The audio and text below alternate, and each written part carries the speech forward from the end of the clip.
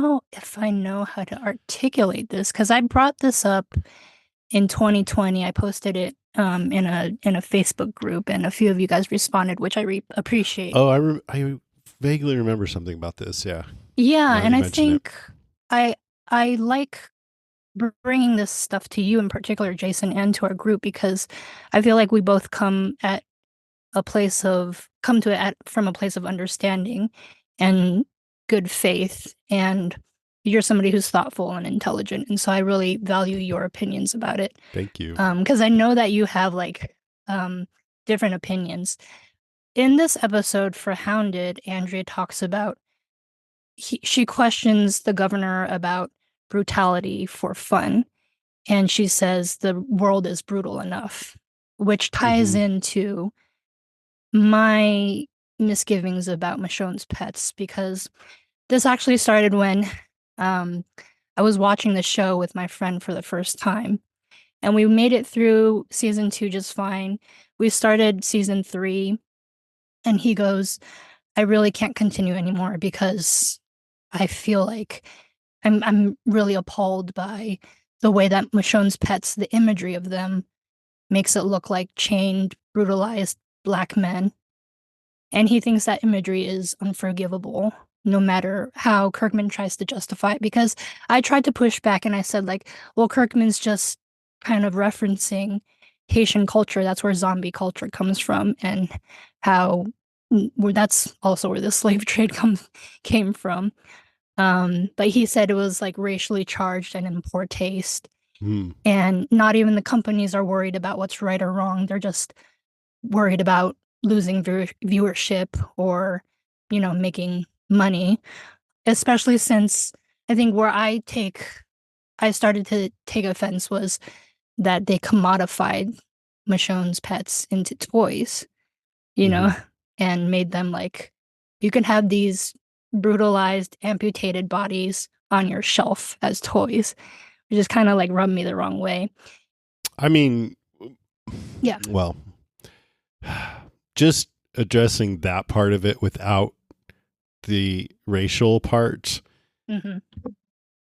that issue exists in all of horror and Right. zombie movies in particular, where you're watching a zombie tear into somebody's guts and seeing the intestines come out, and there's all kinds of t-shirts and stuff like Yeah. that. So on that particular point, I feel like maybe, I mean, I'm not saying that's not a good point, but it's a broad point, right? If someone is saying that the commodification of this is a bad thing, then I would say that applies on a very broad level.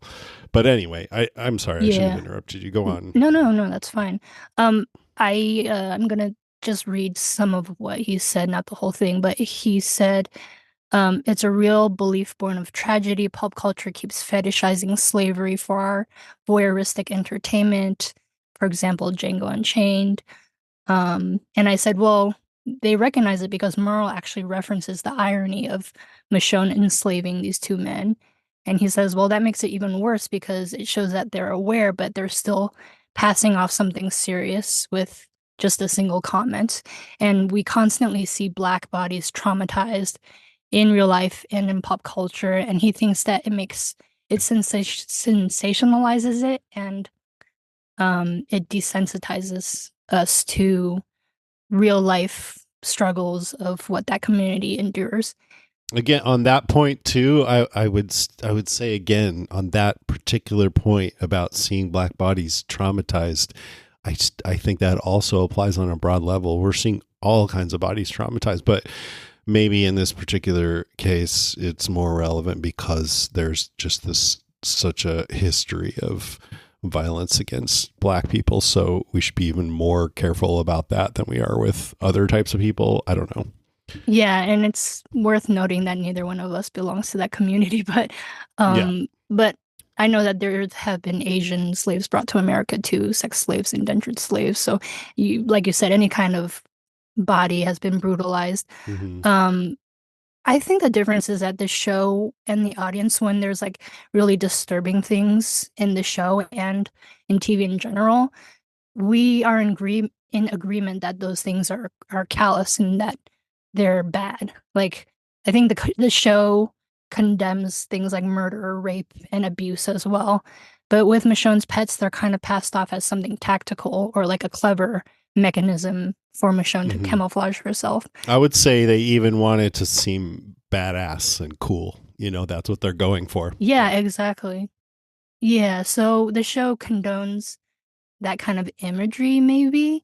And like, we should note that Kirkman wrote the comics when he was like 20 something. So I don't know if he had that kind of awareness. I don't necessarily know what I'm trying to prove by bringing up this point, only to say that like I can't unsee it anymore. But Hmm. like, and obviously it hasn't stopped me from watching the entire show. But if we're gonna do a rewatch of this show, it's worth like pointing out its missteps and its honest mistakes to show For that sure. it did evolve over time and get quote unquote better and more aware. Well, I would say, I mean, she continues to do this later on in the series too. She gets Yeah. new pets, and I don't remember whether they're black or not, No, but they're not. they're not okay. Yeah. But I think to really give this kind of a discussion its due, it would take a lot more time than we have. It Yes. would be a whole podcast. But just off the top of my head, my answer to that is I think I remember when I read the comics and that was the image that I had those thoughts like, oh my Mm, God, that's kind of wrong. Like mm. black zombies chained up like that. It did come into my head, you know? Yeah. And then over time, I think I just forgot about that because I got used to the idea. And I think it was pretty quick. Like, oh, that's not really what they meant by it. It's just that she was using them to be able to get through. And she's this badass samurai character. So it was this badass thing. And I think it probably didn't have anything to do with race, but Right. whether or not it did or not, I mean, it didn't, right? She didn't do. She just No. picked the people that were close to them. So in the story, it didn't. But whether or not it's a bad thing to present that kind of imagery is really what's the issue. And I don't know. I don't know. Yeah. I don't know what to think about that. You're making me think about it. But I guess the best thing I can say is if anybody listening has an opinion on that, let me know. I'm not going to say, oh no, this guy's an idiot. Why would he even bring that up? I that's not how I Right. feel at all. I'm like, wow, yeah, if a lot of people are offended by this or if it perpetuates something that shouldn't be perpetuated, then that's probably not a good thing. But then there is the side of me that's like, well, we should maybe just take it at face value that it was just in the story. This was her boyfriend and his friend and she used them and they were just going for this badass effect. So those are kind of the two sides of the argument, I guess. Yeah, yeah. I'm interested in what people have to say, and I just have two follow-ups to that. As somebody who's sold my own art, believe me, I'm on the side of creators and artists. And I think you brought this up back in 2020 that, like, where's the point of censorship? Like, I believe that art has the power to not only entertain, but to start conversations and to challenge the viewers or to expose something and call people to action. Yeah. Yeah. But I never want an artist to like pander or compromise their work or to create through the gaze of another person. So um, I just think, yeah, I don't know what I'm arguing for here. But just Mm. to be, some of us are more sensitive and aware of this, I guess. And it's okay if you're not, if you just want your shows to entertain, that's totally valid too. I mean, I do tend to usually feel more on the side of freedom of expression and not trying to rein things in. But then when it's something like this that's such a sensitive topic, and like you said, I'm not black, then I don't want to just discount that, you know? It Yeah. doesn't feel right to do that. So that's why I want to hear what other people have to say. If there's if nobody else thinks that it's a bad thing, then I feel like there's no reason to even have the discussion, but at least your friend did. Yeah. And the only last thing I would say is we never got Denai Guerrera's own thoughts about it, but there's no way she couldn't have not thought about it, I think. Yeah. But she said repeatedly that she took this job on The Walking Dead because she was interested to play somebody in the zombie apocalypse because it paralleled a war zone. And in war, one doesn't think about identity politics or, Mm, anything like that. So, yeah. And honestly, knowing Denai Guerrero, mhm, she is outspoken. She's yeah, confident. She's fierce. She if she doesn't like something, she will say it. I know right. firsthand, Yeah, yeah, and so that makes me feel actually better about it. Thinking about that because I feel like she probably wouldn't have taken the role if she was offended by it. yeah, true. Could be wrong. Would be interesting to hear what she had to say. Yeah, Yeah. I'm interested in if anybody else feels the way I do. If not, then okay. I don't know. Yeah, no, yeah, it's Yeah. interesting. Yeah, let us know. All right. So, all that said, let's get into the episode. It's The Walking Dead season 3 episode 6, Hounded. I'll read the plot summary. It says Rick entertains imaginary phone calls with other survivors, wrestling with his failure to provide a safe shelter for the group. This culminates in a cathartic discussion with Lori. I feel like there's a lot of editorializing in these wiki summaries, but anyway, prompting Rick to finally adopt responsibility for the baby. Daryl finds Carol alive in the tombs. The governor enters a relationship with Andrea. Meanwhile, he sends Merle to assassinate Michonne, but she escapes. The two later converge with Glenn and Maggie, who are gathering baby formula and ammo, by the way. Merle captures Mhm. Glenn and Maggie and returns to Woodbury, where he lies to the governor about Michonne's fate. Michonne arrives at the prison with the baby formula. Yay. Yay, Michonne. So, what did you? When I first asked you to fill in. Oh, by the way, I forgot to mention at the top that Lucy's going to be back next week. She's just been traveling right now, so that's why she's away. But I asked you to fill in. At first, you weren't so excited, but then you went back and watched it. What do you think now? Like, how do Um, you feel about the After episode? you read all of that, I'm like, wow, a lot actually happened. But my initial thoughts were like, this Mm-hmm. could have been sent in an email. You know, that meme that says Mm-hmm. like this meeting could have been an email. Mm-hmm. Because I think it just extended some of the same beats from last week with Andrea and the governor, with Rick grieving Lori. It's true that we go deeper into each of those situations, but I feel like the more Mm-hmm. meatier parts, moments, come in subsequent episodes. But this one, like you said, was important because it moved the plot along. Our two groups finally converge. Merle takes Glenn and Maggie, and Yeah. Michonne's at the prison. Daryl finds out Carol's alive. So yeah, there's a lot going on. Yeah. I mean, I think this is moving faster than season 2 for the most part. I Yes. feel like season 2 had a lot of, like you said, just deepening things, but repeating emotional beats. Yeah. In this one, I feel like there's some shifts in there. One in particular that I'm thinking of, but I don't want to say it right now because it'll be one of my points. But I enjoyed it. I thought it was funny in parts, thrilling, Yeah. um, kind of wrong in a way that was entertaining, and and I did think it moved some points along. So I thought it was pretty good. It was good to see Merle in action. Yeah, I liked it. I'm curious what parts were wrong but funny, but we'll I get to mean, that. just the whole thing of Rick having these psycho phone calls is uh he's never been this crazy before. Mm. You know, that's all I meant. That it's just a new level of, oh my god, he's insane. Yeah. And it was kind of interesting to watch. And I think after you've watched the whole series and gotten used to how crazy Rick can get, this doesn't hit the same. It's Yeah. like, yeah, that's how he is. But I think in the moment when we first saw it, especially if you hadn't read the comic, I would imagine, because I did, so I knew right away that these phone calls weren't real. But I really wonder how it hit people who hadn't read the comic. But even though I had, it's still at this point in the story, it's like, oh no, Yeah. you know. Yeah. Should we launch right into Rick and the Yeah, telephone? go for it. Yeah. Okay, so that was the actual like weight of the whole episode, I think. We kept on coming back to it. And I didn't read the comics until after season 3 ended.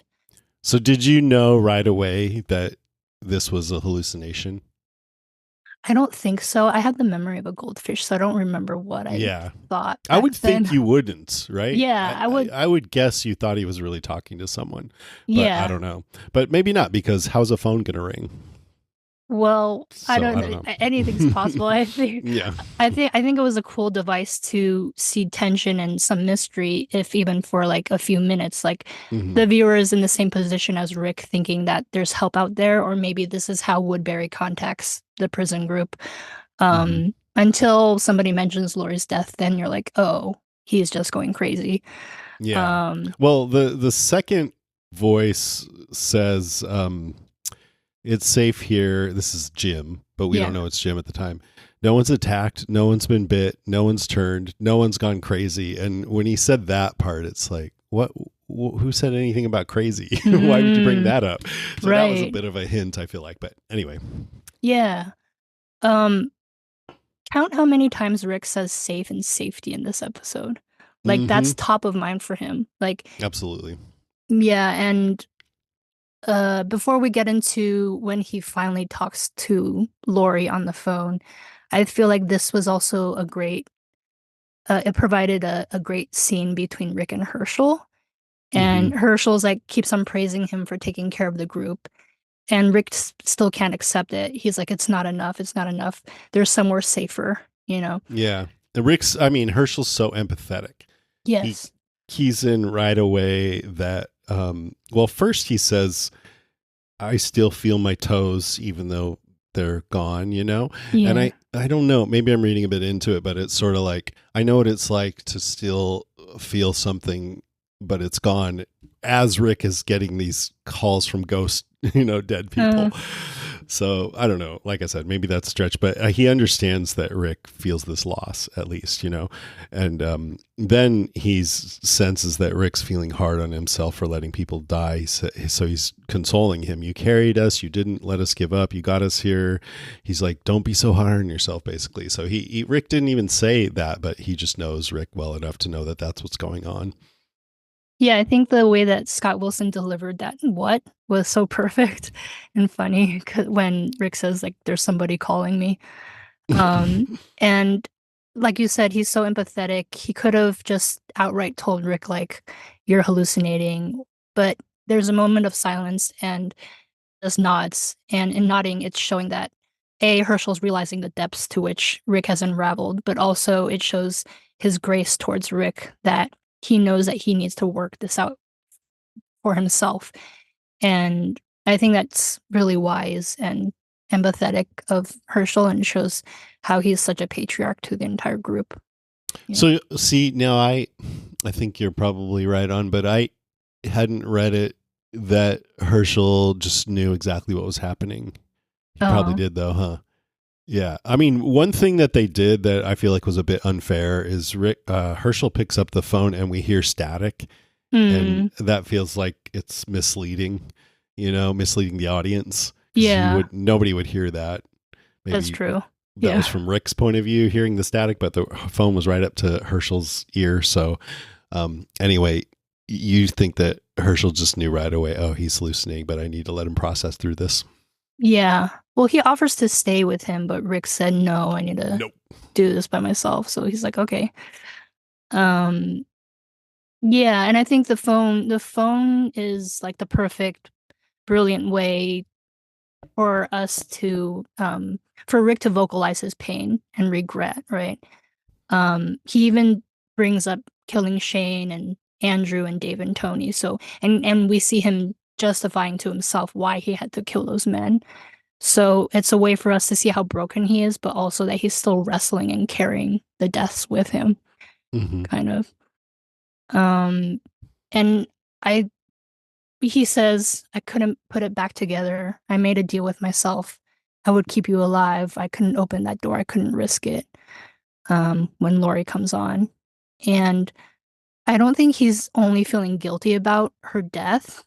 He's he's not only feeling guilty about like the disintegration of their marriage, but he's feeling shame and remorse that he actually totally shut her out in the past few months that Yeah. she was alive.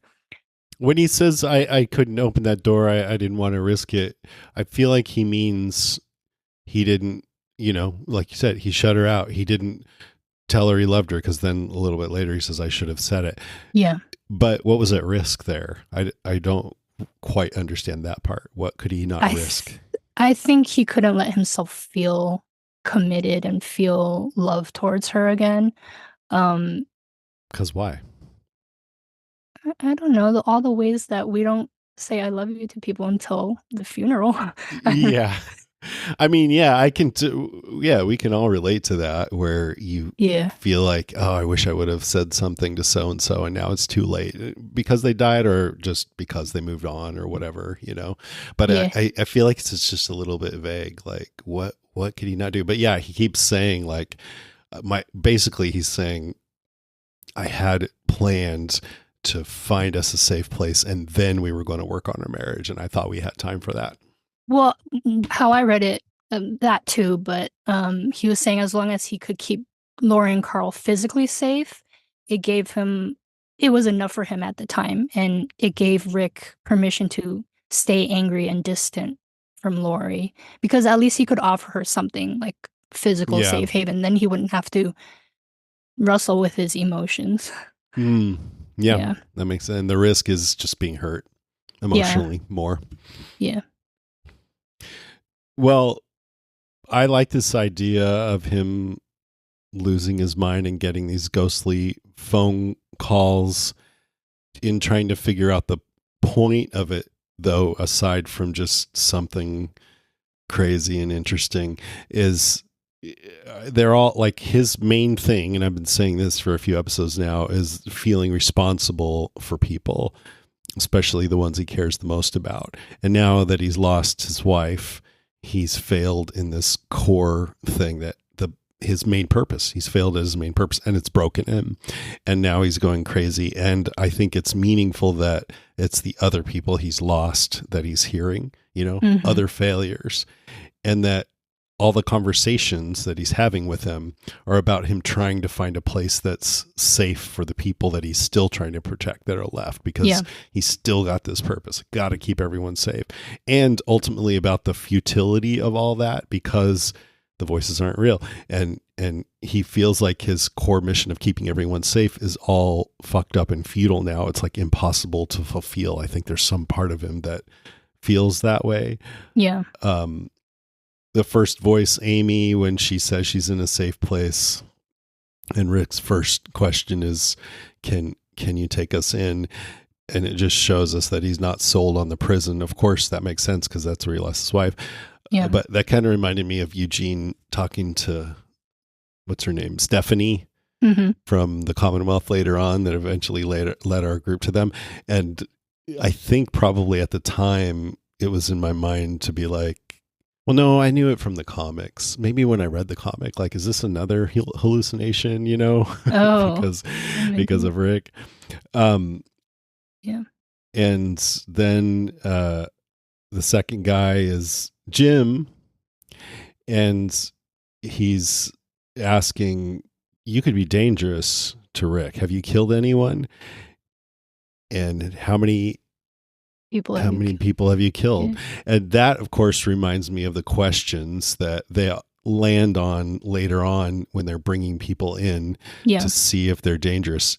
How many walkers have you killed? How many people? Why?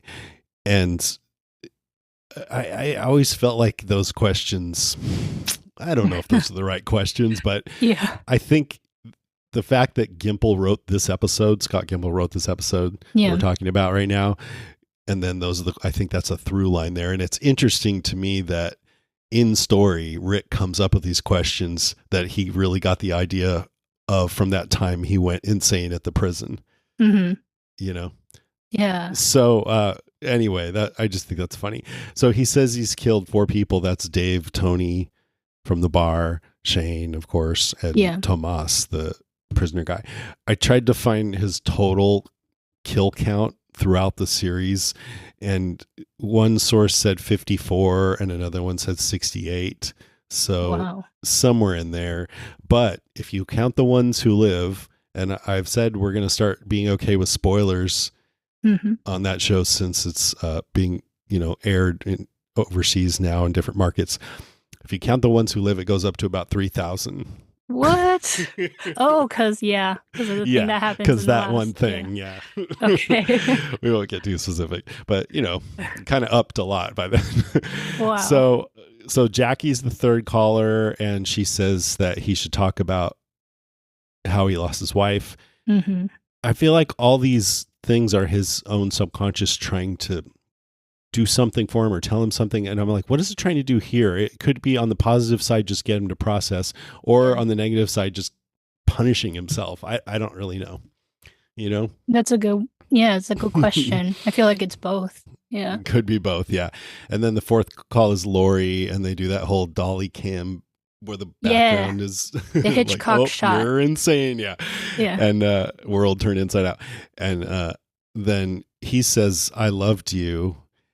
And she says, I love you too. So I think that just means that Rick knows. Well, it's good to hear Rick say it and that he knows that she loved him. And she says, you have the baby and Carl and the others. And then garbled. Can you do that? And I think his subconscious there, this is just me being armchair psychologist like I do a lot of the time, but that Me too. he doesn't know what to do, but he really would like to know. Like he wants her to tell him, but when his subconscious tries to come up with something, it's garbled. Like, I don't know. I didn't even read it that way, but that's a great way What do you think? because I think she kept on talking to him, saying Rick, Rick, and he just hangs up on her after telling her that she loves him. Um, I think that at that point he realized that he's going crazy, and so he put down Mm. the phone. But I mean, then he went right in and held the baby. So Yeah, and the Wikipedia summary seems to suggest that he had this cathartic moment, which I think there might be some truth to that. yeah. And I mean, it was a beautiful moment. He holds the baby, smiles at the baby, kisses her on the head, and and you think, okay, he was able to process and come to back to a place of sanity, but we haven't even gotten to Ghost Lori yet. So I know.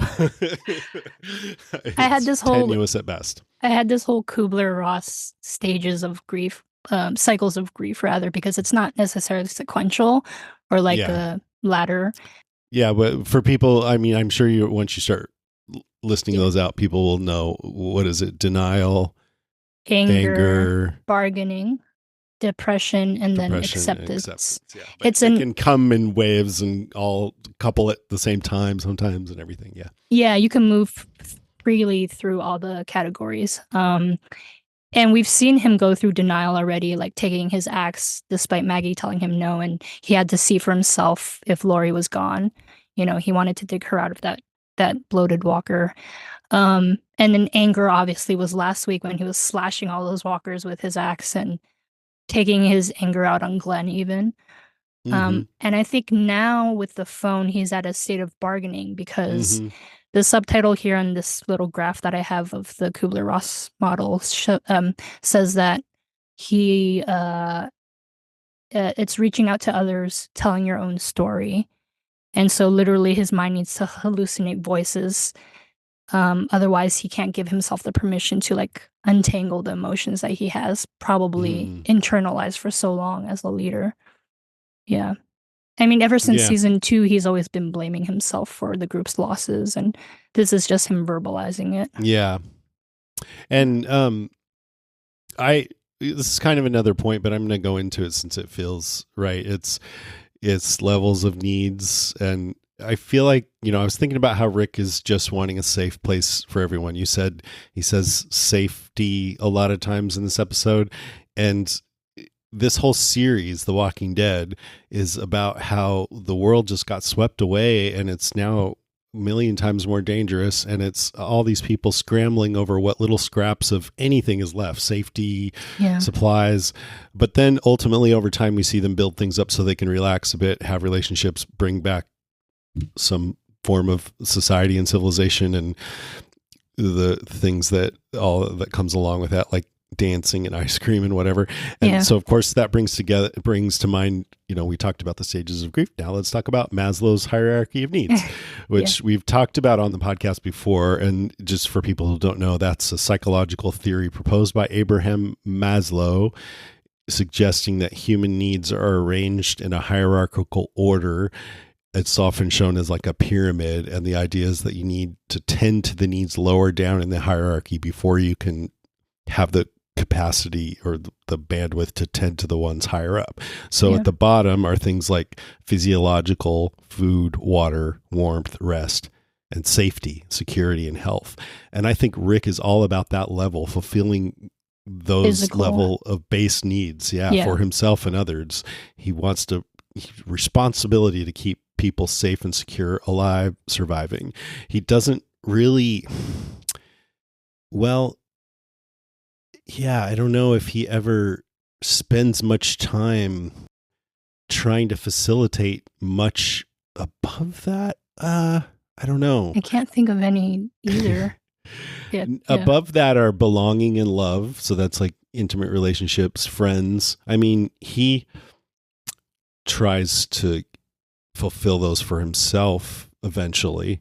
Hmm. Esteem is prestige, feeling of accomplishment. I don't think he ever cares about that, for himself. Yeah, I don't think so either. I'm trying to cycle through all the seasons right now, but I can't think of. I don't know. But the governor is already helping people get up to these levels. Even Mm, though it's rotten at the core of why he's doing it, he is. Woodbury gives people a way to have relationships, friendships, esteem. That's why Merle's there. Merle. He's Right. at this level, prestige, feeling of accomplishment. Above that are things like creativity, satisfying curiosity, finding meaning. That's cognitive. Then aesthetic, appreciating beauty, discovering personal style.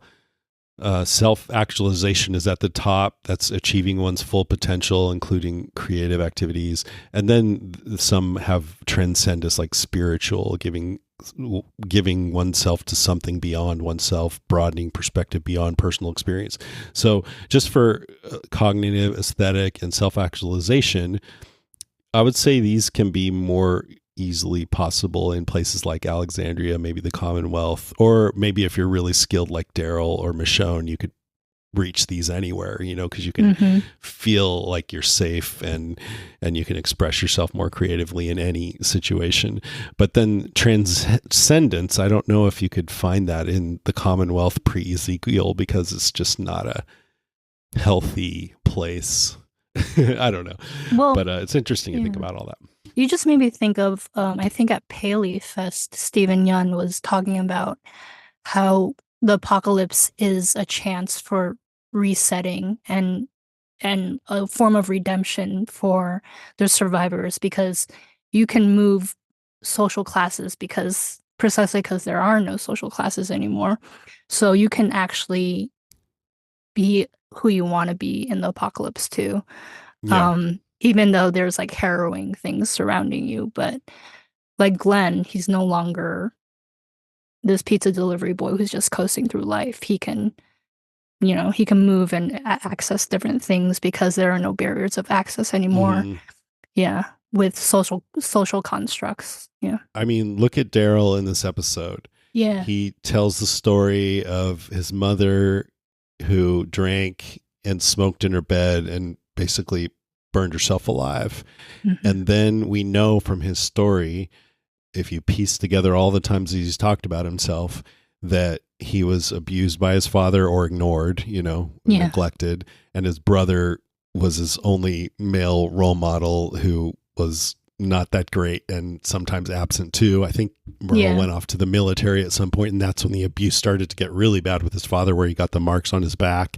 And then he eventually left, and Merle and him connected, but they were just like drifters. That's where he learned all his hunting skills.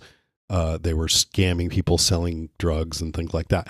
So he was basically ignored by society. He wasn't a part of society. He was on the fringes. He had to learn to take care of himself. No one took care of him. And now that's why he's such a great survivor in the zombie apocalypse, because he learned how to take care of himself. And I mean, just what you're saying, it leads right into Hmm. it, that he became self-actualized because of the zombie apocalypse. Yeah. It's You different for wouldn't have everybody. otherwise, I don't think. Yeah, he mentions in this episode that uh he only went out to play with the other kids because Merle wasn't there. So he was Hmm. always under Merle's thumb, kind of. Um, and now one of my questions was like last week it was Daddy Daryl, and like this week it's also kind of Daddy Daryl or Uncle Daryl. Like what made him all of a sudden so soft when he was, still lashing out at Lori calling her olive oil in season two. Well, now he feels valued Yeah. and a part of the group, and Hmm. nobody's keeping him under their thumb. So And for whatever reason, I mean, when people are abused, sometimes they become abusers. Other times yeah, they work very hard not to be. And he's one of those, right? Like he told, like in the Commonwealth with Judith, she ran away. And then he told the story of how he used to run away into the river when his father was being an asshole or whatever. I forget. But anyway, yeah, he's just remembering his own childhood and trying to make a better childhood for the children in his care.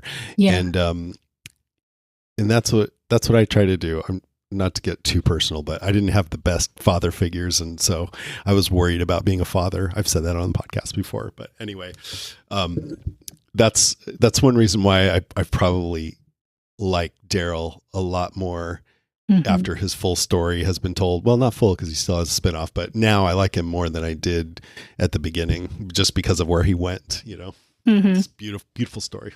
yeah.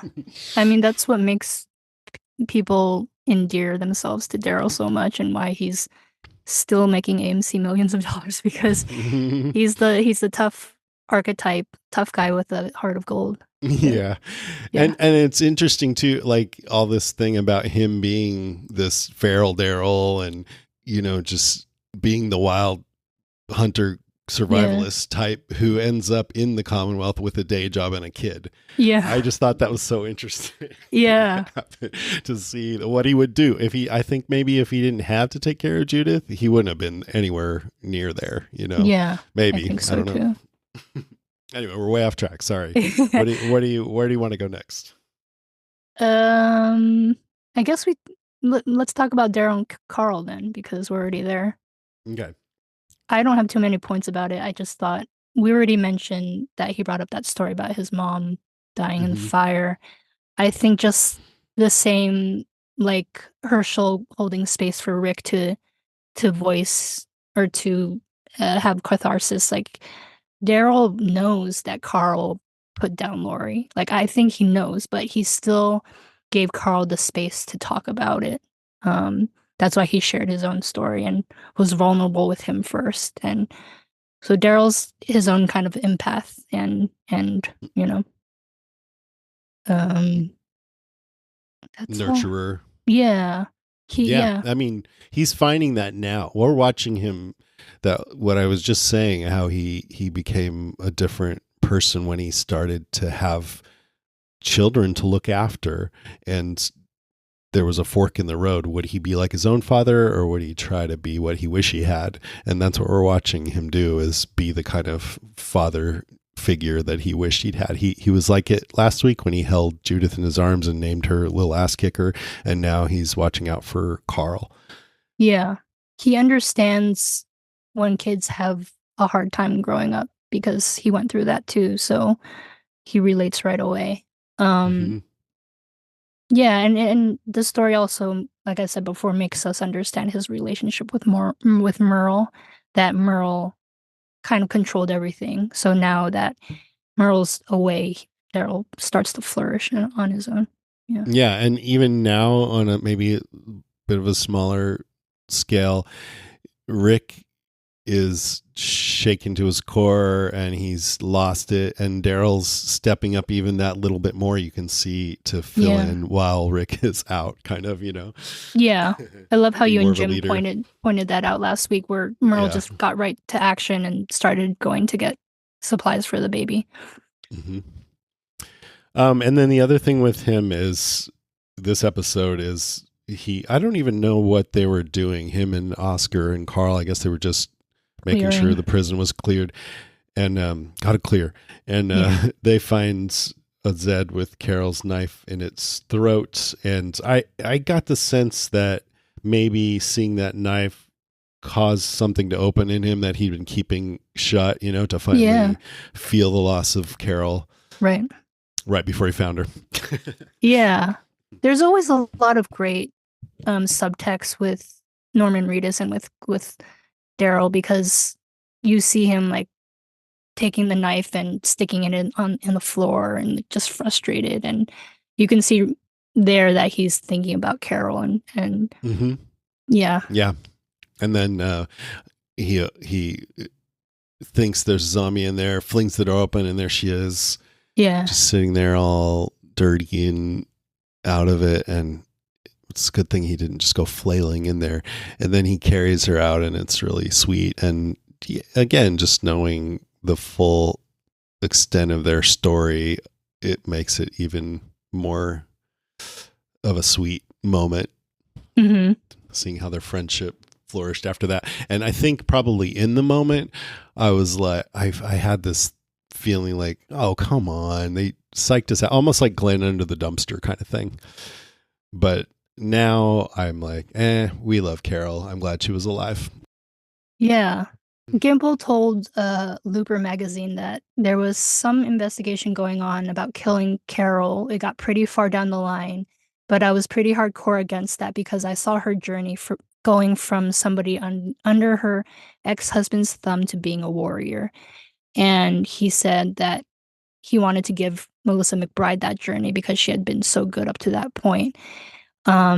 He also says that he tried to convince the writers to subvert expectation because the show is known for killing off characters. He wanted an instance where somebody was able to survive despite all the odds.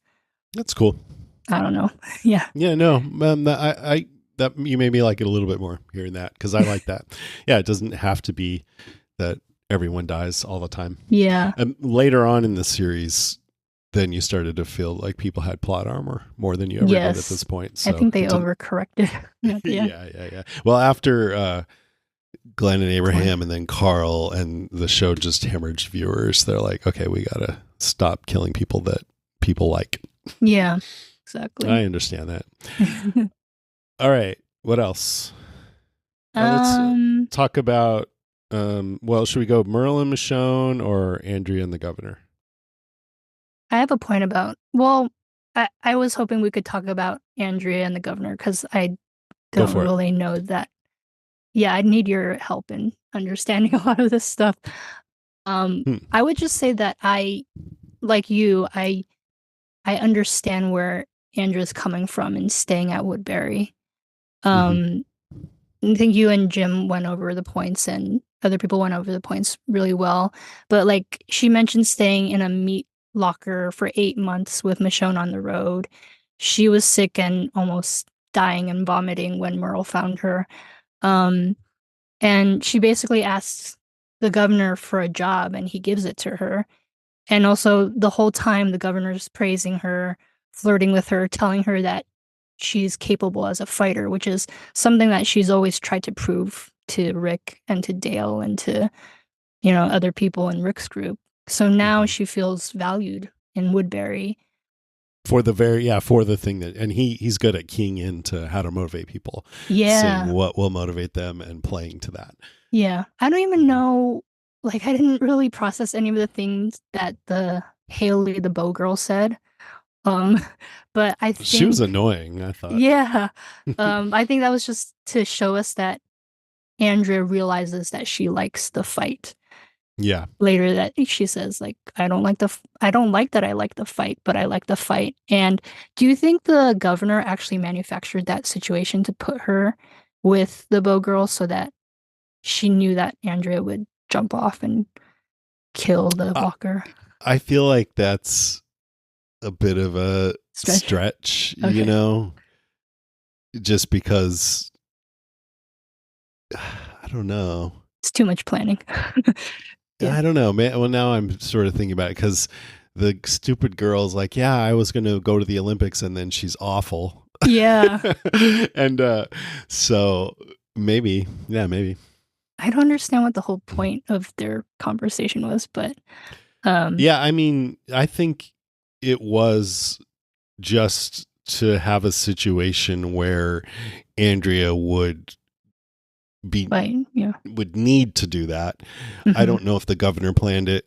I kind of think not, but it was so that Andrea would need to go down and get her hands dirty and realize, okay, yeah, I do like this. Mhm. Yeah. I like danger. Yeah. And honestly, like the governor's flirting with Andrea the whole time, and like like I said, I this show is all about the choices that people make under duress and even giving into our worst impulses or baser impulses. So that she sleeps with the governor, it's super icky, but I kind of like it's like the logical conclusion. I think it makes sense to me that she would do that. Well, so with her story in particular and the governor, I've been trying to keep an eye on when I start to feel critical towards her Mm, for ignoring red flags, and and when I would think, okay, now I don't agree that you should just stay in Woodbury and believe in the governor. And mm, this episode is where that starts for me, even though I understand it. Like, she reiterates to him, I don't like this arena brutality for entertainment. But she's like, but I get it. And so I'm like, okay, you're kind of ignoring a red flag here. But then later she admits to him, like we said, that she likes the fights, but she didn't like that she liked it. And she liked mixing it up with this zombie outside the wall.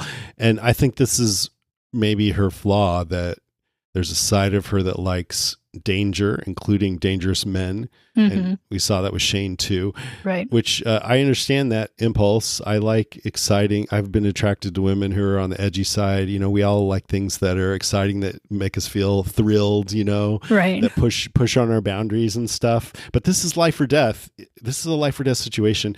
And she's basically told the governor, because she was so strongly against that arena thing, that I have principles and you go against those, but I'm ignoring that because I also like things that are exciting and I find you exciting. And Hmm. so now when she's basically said that to him, he starts flirting even more. When he said, so how long has it been? And then he pretends to be embarrassed because he was actually talking about the whiskey. I don't think he was talking about the whiskey. He was talking about sex and he knew it. You Right. know, he wanted to bring it up because he already gave her whiskey Yeah. last episode.